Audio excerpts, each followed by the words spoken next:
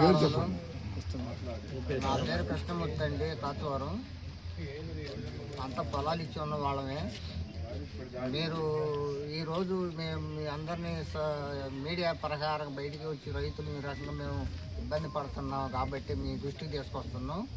ఇక్కడ దాదాపు 15 బోర్లు ఇళ్లలో వచ్చేసినాయి, అయిపోయినాయి, రావటం లేదు. 15 బోర్లు ఎండిపోయి ఈ నీళ్ళల్లో నుంచి ట్యాంక్ నుంచి వచ్చే నీళ్ళని లీకులు అయిపోతుంటే వాళ్ళు ఆ కాపలా కూర్చొని ఆ నీళ్లు పట్టుకుంటారు. ఇక రాను రాను ఉన్న జలాలు కూడా ఎగిరిపోయి తట్టుకున్నాయి. ఈ రకంగా బ్యాస్టింగ్ చేసుకొని మాకు కొద్ది దూరంలో పెట్టి మమ్మల్ని ఇబ్బందులు పాలు చేస్తున్నారు.